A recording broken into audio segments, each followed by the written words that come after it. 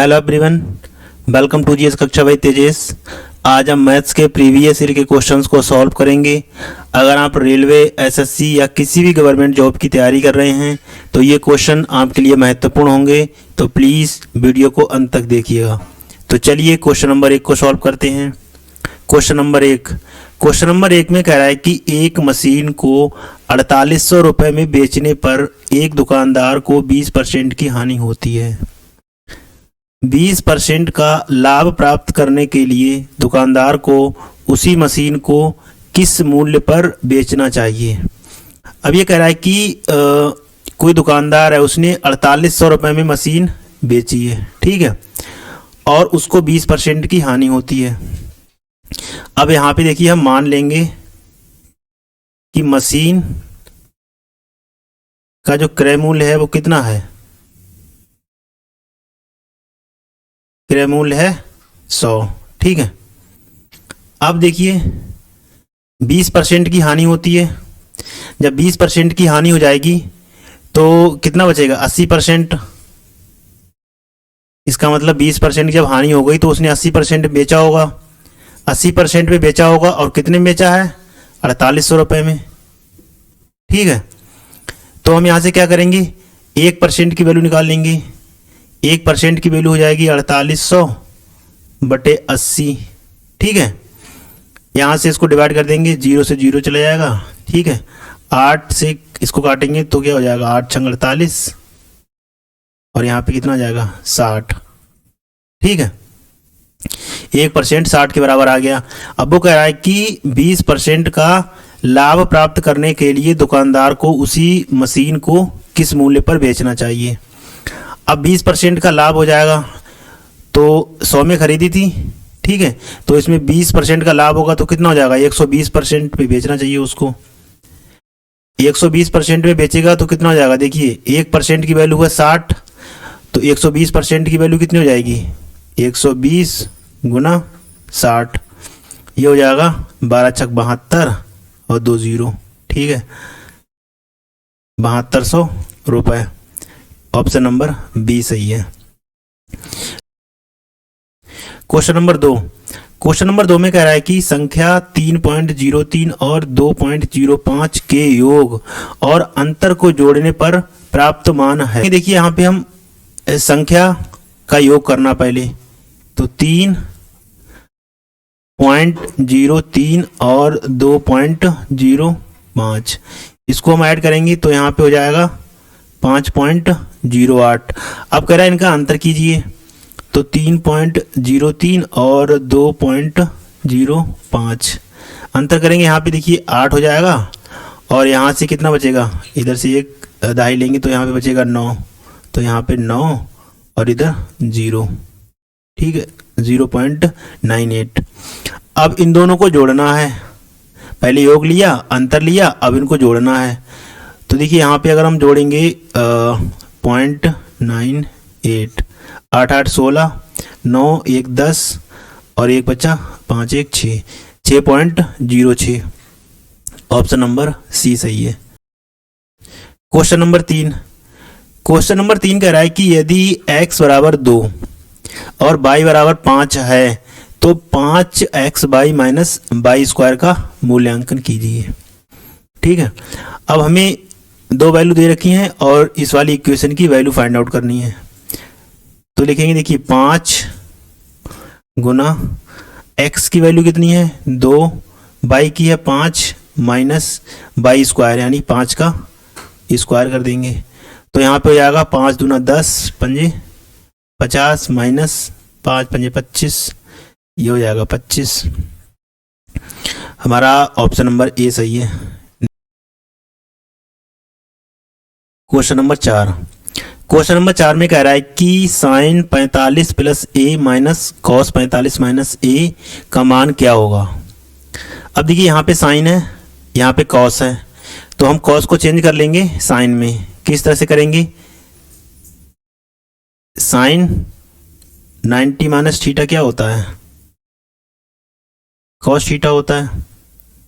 अब उसी तरह से क्या करेंगे, देखिए यहाँ पे साइन 45 प्लस ए, इसको सेम ऐसे लिखेंगे, इसको हम तोड़ लेंगे माइनस का, यहाँ पे करेंगे हम साइन 90 माइनस, और थीटा की जगह क्या हो जाएगा 45 माइनस ए।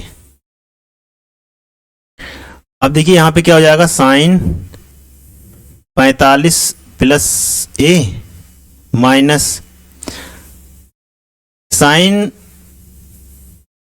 90 माइनस 45 करेंगे तो कितना हो जाएगा यहाँ पे 45, ठीक है, माइनस और माइनस क्या हो जाएगा प्लस का हो जाएगा, तो यहाँ पे बचेगा प्लस का ए, ठीक है।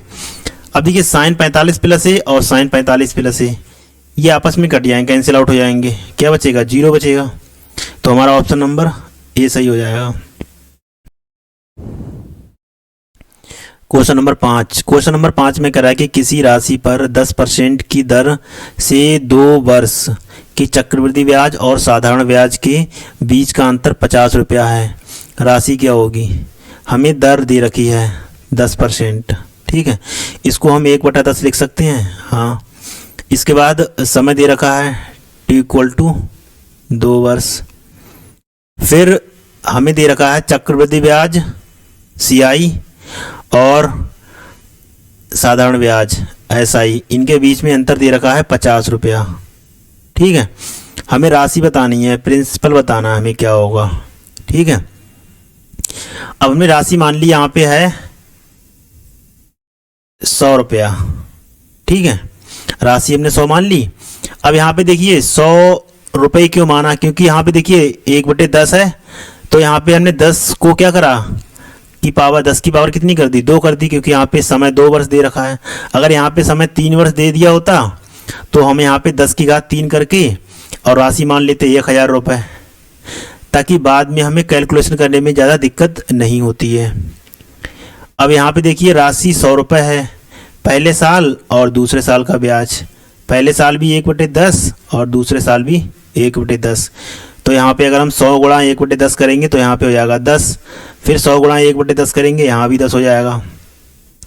अब देखिए दूसरे साल में जो लगेगा ब्याज वो भी कितना लगेगा 1/10 से लगेगा, तो यहाँ पे हो जाएगा 10 की गुणा 1/10 से करेंगे तो यहाँ पे 1 हो जाएगा। अब देखिए यहाँ पे ये क्या हो गया साधारण ब्याज हो गया आपका, ठीक है, और ये क्या हो गया, ये हो गया साधारण ब्याज और चक्रवृद्धि ब्याज का अंतर हो गया, और टोटल 10 10 और 1 11 11 क्या हो गया, ये हमारा हो गया कंपाउंड इंटरेस्ट चक्रवृद्धि ब्याज। तो हमें क्या करना है, हमें देखिए दे रखा है चक्रवृद्धि ब्याज और साधारण ब्याज के बीच में अंतर 1, ये कितना दे रखा है 50 रुपये, ठीक है। अब देखिए 1 यूनिट की वैल्यू हमें 50 पता है, तो हमें 100 की वैल्यू निकालनी है, तो राशि कितनी हो जाएगी, राशि हो जाएगी आपकी 100 और गुना 50 से हम मल्टीप्लाई कर देंगे तो कितना हो जाएगा ये 5000 रुपये, तो हमारा ऑप्शन नंबर बी सही है। क्वेश्चन नंबर 6, क्वेश्चन नंबर 6 में कह रहा है कि यदि एक परिवार द्वारा उपभोग की जाने वाली किराने की वस्तु के मूल्य में 25% की वृद्धि होती है तो उसके व्यय में कितने प्रतिशत की कमी होनी चाहिए ताकि इस किराने की वस्तु पर व्यय अपरिवर्तित रहे, ठीक है।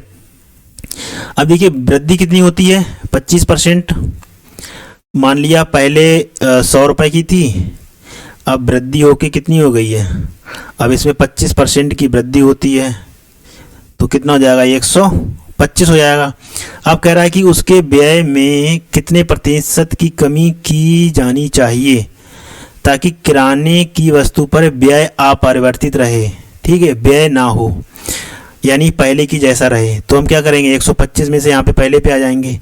अब देखिए कितना कम करें, 25 कम कर दो, लेकिन इस बार 25 किस पे कम होगा, ये होगा 125 पे, 25 कम होगा कितने में 125 पे, तो 100 पे कितना होगा 25 पंजे 125 और 5 दूना 10, यहाँ पे हो जाएगा 20%, तो 20% की कमी कर दें तो यहाँ पे हो जाएगा option number A. Next question, question number 7 में हमें इसकी वैल्यू निकालनी है। तो देखिए सबसे पहले हम इस ब्रैकेट को ओपन करेंगे।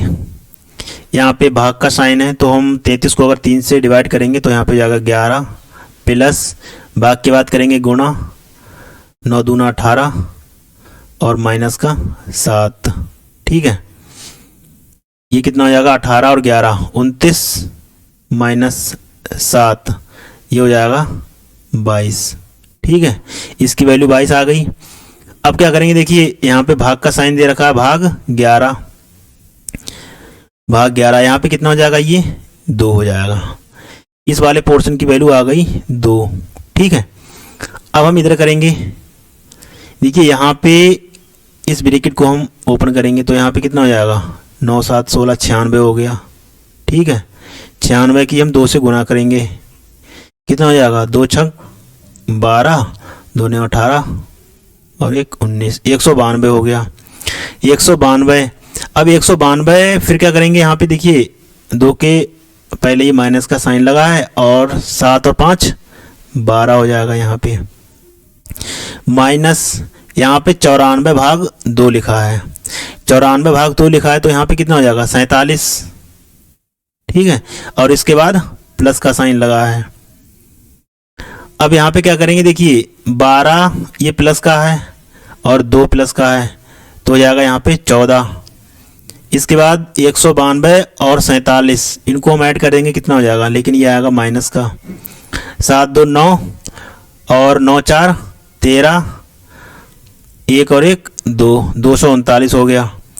अब इसको माइनस कर दो, 5 2 और यहाँ पे 2 225 आएगा, ये आएगा माइनस का। तो हमारा ऑप्शन नंबर बी सही हो जाएगा। Next question, question number 8। Question number 8 में देखिए हमें इस इक्वेशन की वैल्यू निकालनी है। तो 250 का 30% का मतलब गुना 250 गुना 30%, प्लस का साइन यहाँ पे लगाएंगे और प्लस 2/5 गुना 350। एक जीरो से एक जीरो और ये वाले जीरो से ये वाला जीरो कट जाएगा, तो यहाँ पे जाएगा 25 दिया 75 प्लस 5 से काट दो उसको, 5 7 35 और 1 जीरो, 7 दूना 14, तो ये जाएगा आपका 215 दोनों को जोड़ेंगे तो हमारा ऑप्शन नंबर सी सही है। Question number 9। क्वेश्चन नंबर 9 में स्क्वायर रूट के अंदर एक वैल्यू दे रखी है, इसका हमें मान बताना है। ठीक है, तो स्क्वायर रूट के अंदर दे रखा है 36.1 बटे में 102.4। ठीक है, अब क्या करेंगे, देखिए 36.1 है तो यहाँ से अगर हम ये दशमलव हटा देंगे तो नीचे क्या आ जाएगा 10 आ जाएगा, तो 361 बटे 10 और फिर डिवाइड करेंगे इसको। यहाँ भी देखिए पॉइंट हटाएंगे नीचे 10 आ जाएगा, तो 1024 बटे में 10 हो जाएगा। अब यहाँ पे देखिए 361 होता है, ये 19 का स्क्वायर होता है, तो यहाँ पे देखिए 19 का स्क्वायर बटे में 10 बटे में 1024 ये 32 का स्क्वायर होता है। ठीक है, और इसके बटे में 10। अब यहाँ क्या बचेगा 19 बटे में √10 बटे में 32 बटे √10। ठीक है, इसको क्या करेंगे 19 बटे √10 गुना, अब ये ऊपर जाके क्या हो जाएगा उलट जाएगा, √10 ऊपर पहुंच जाएगा और नीचे 32 आ जाएगा। अब ये √10 कैंसिल आउट हो जाएगा, क्या बचेगा 19 बटे 32। ऑप्शन नंबर सी सही है। Question number 10। क्वेश्चन नंबर 10 में साइन 15 की वैल्यू पूछी है। ठीक है, तो साइन 15 को हम साइन 45 - 30 लिख सकते हैं। ठीक है, साइन A माइनस B, तो साइन A माइनस V का फार्मूला होता है sign A cos B minus cos A sine B. ठीक है, तो यहाँ पे देखिए साइन 45 माइनस 30 को हम ओपन करेंगे, साइन 45 कॉस 30। ठीक है, फिर कॉस ए कॉस 45 और साइन 30। साइन 45 होता है 1/√2 गुना कॉस 30 होता है √3/2 माइनस कॉस 45 1/√2 गुना साइन 30 होता है 1/2 गुणा कर दो, √3 बटे में 2/2 माइनस 1/2/2। देखिए यहाँ पे दोनों का डिनोमिनेटर इक्वल है तो ऊपर हम सीधे सीधे माइनस कर देंगे। ठीक है, ये हमारा आंसर हो जाएगा। ऑप्शन नंबर बी सही है। Question number 11। क्वेश्चन नंबर 11 में कह रहा है, देखिए दी गई आकृति में दृश्यमान फलकों का कुल पृष्ठीय क्षेत्रफल कितना होगा। तो हमें जो पृष्ठ दिख रहे हैं ये सामने वाले, हमें इसका कुल क्षेत्रफल बताना है। ठीक है, तो सबसे पहले क्या करेंगे, देखिए A B C D E F G H I J K और एल। ठीक है, अब हम क्या करेंगे,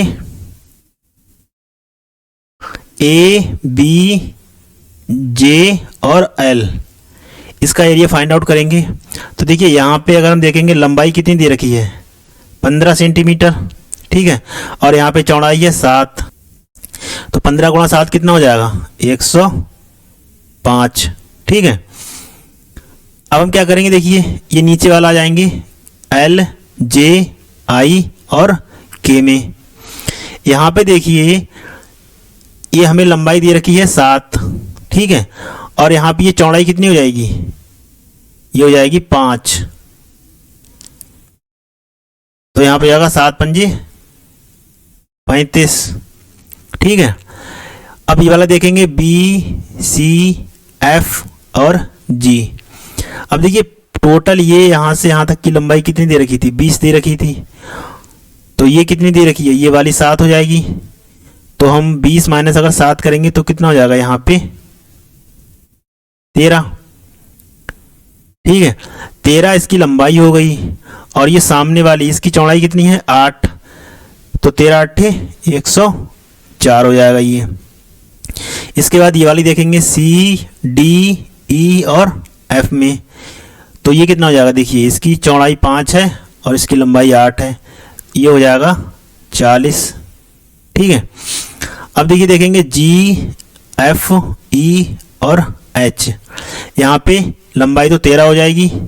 ठीक है, और इसके बाद ये जो चौड़ाई कितनी हो जाएगी यहाँ से और यहाँ तक की कितनी हो जाएगी, ये हो जाएगी 5, तो 13 पंजे 65। ठीक है, इसके बाद देखेंगे जी एच आई और जे में, यहाँ से यहाँ तक की कितनी लंबाई है।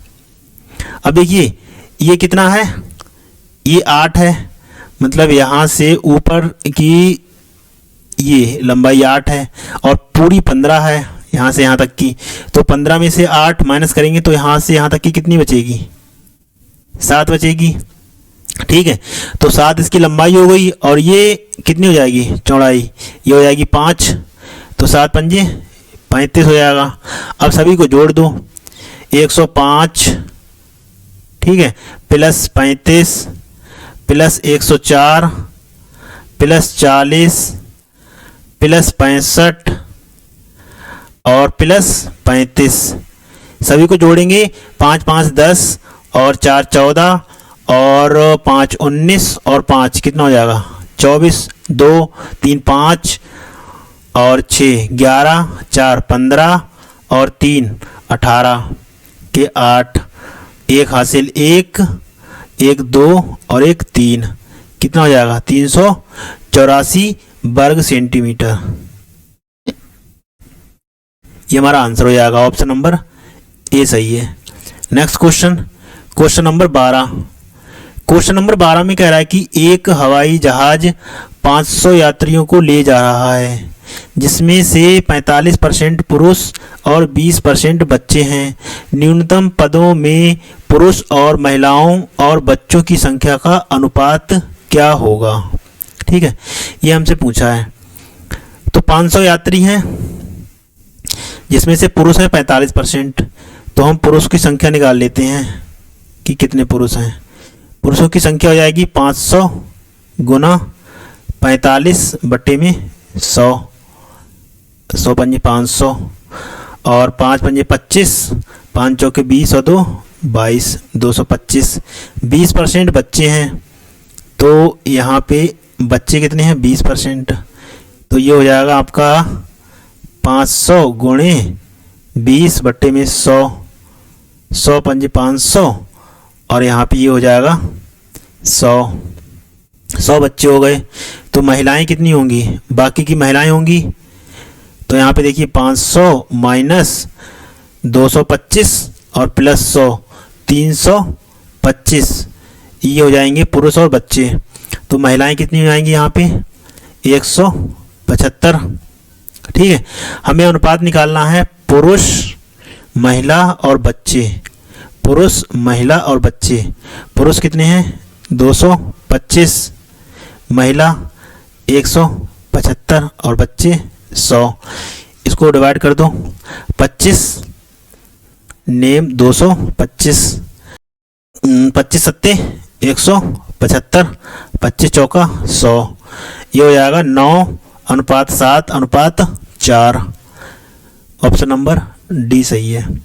Next question, question number 13। Question number 13 में कह रहा है कि अनिल अकेले एक कार्य को 6 दिनों में पूरा कर सकता है और भूषण अकेले इसे 8 दिन में पूरा कर सकता है। अनिल इस काम को 6 दिन में पूरा कर सकता है और भूषण, ठीक है, भूषण को 20 से डिनोट कर लिया, ये 8 दिन में पूरा कर सकता है। बाद में कह रहा है कि अनिल और भूषण ने चमन की सहायता से 3200 रुपये में कार्य किया। उन्होंने कार्य को 3 दिनों में पूरा किया। अब यहाँ पे देखिए अनिल को ए से कर लिया और भूषण को बी से लिख लिया और चमन इसको सी से। ये तीनों लोग 3 दिनों में काम को समाप्त करते हैं।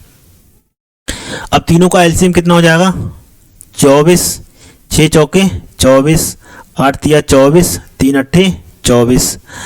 अब अनिल की इफिशियंसी 4 है, भूषण की इफिशियंसी 3 है, ठीक है, और तीनों की 8 है।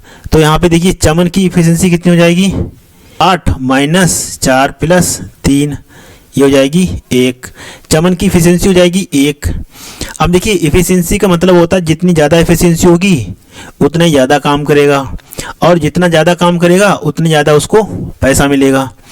तो अब देखिए यहाँ पे इफिशियंसी आ गई तीनों की, ए, बी और सी।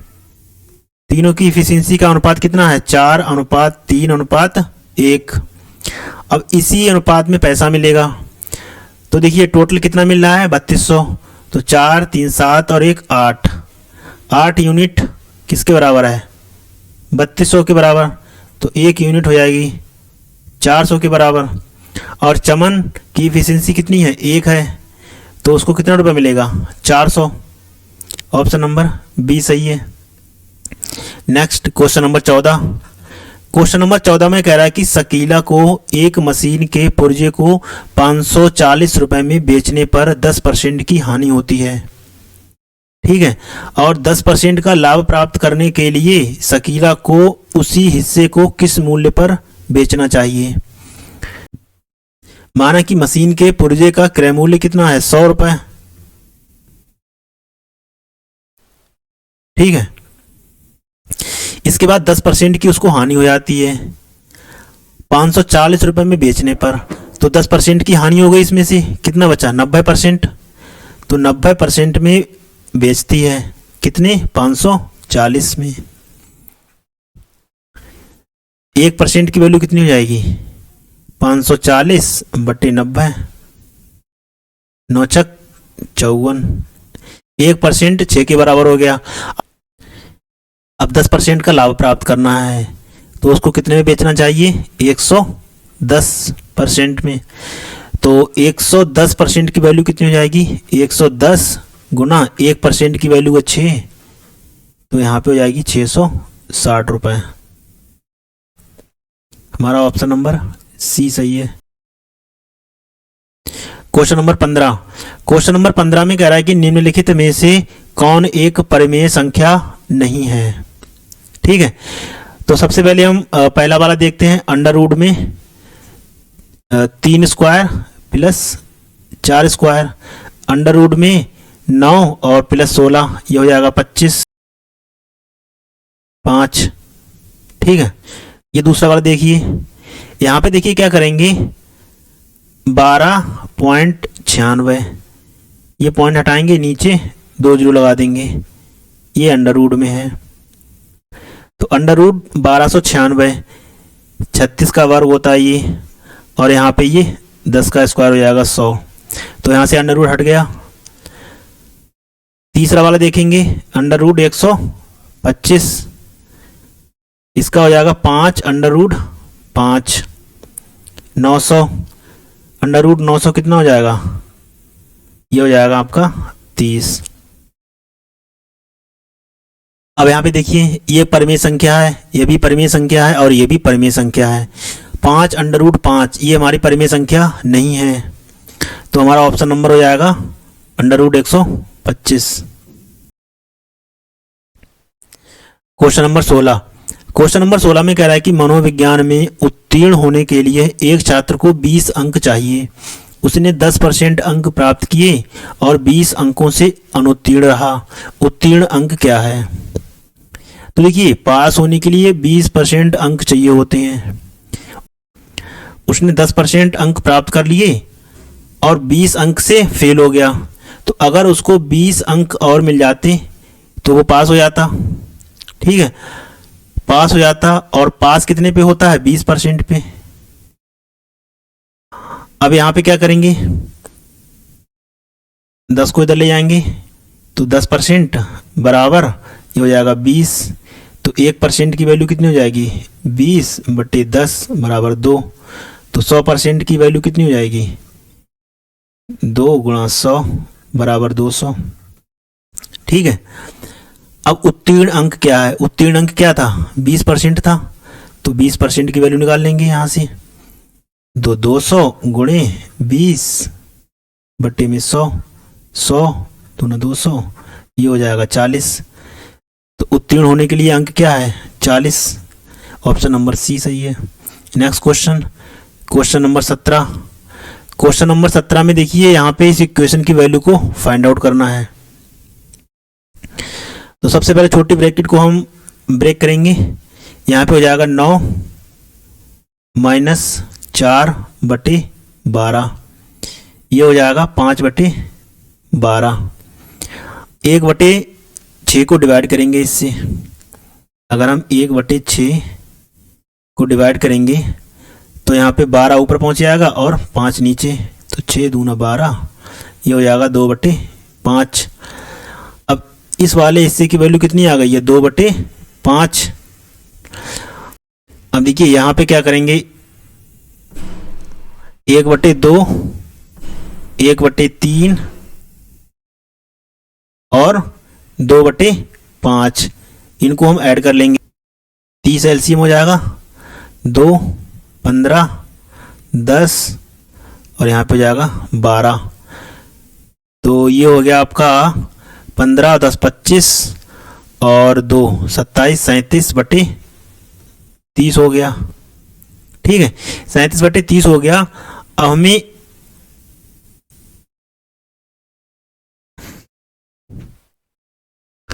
सैंतीस बटे 30 हो गया। ठीक है, क्या बचा अब? 1 भाग 37 बटे में 30। ठीक है, तो 1 बटे 1 गुणा, ये ऊपर पहुंच जाएगा, ये नीचे आ जाएगा, 30 बटे 37 बराबर आंसर हो जाएगा हमारा 30/37। ऑप्शन नंबर डी सही है। Next question, question number 18। वह छोटी से छोटी संख्या कौन सी है जिसे 12, 21, 35 से विभाजित करने पर समान शेषफल 6 प्राप्त होता है? तो सबसे पहले क्या करेंगे, 12, 21 और 35 का एलसीएम ले लेंगे।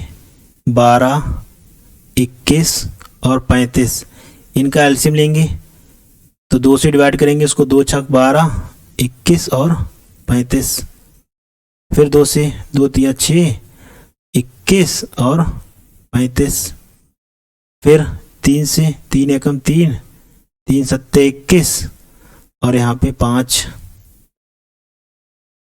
फिर 5 से काटेंगे इसको, 5 सत्ते 35, 7, 1। एलसीएम कितना आ जाएगा, 2 दूना 4, 3 12, 5 60 और 7 की गुणा करेंगे 420। तो एलसीएम आ जाएगा आपका 420। ठीक, अब वो कह रहा है कि शेषफल कितना बचता है, 6 बचता है, तो इसमें शेषफल को ऐड कर देंगे, कितना हो जाएगा 426। यही हमारी संख्या आ जाएगी 426। ऑप्शन नंबर सी सही है। क्वेश्चन नंबर 19, क्वेश्चन नंबर 19 में कह रहा है कि यदि x square minus 4x plus 1 बराबर 0 है तो x square plus 1/x square का मान ज्ञात कीजिए, का मान क्या होगा। ठीक है, अब यहां पे देखिए एक्स स्क्वायर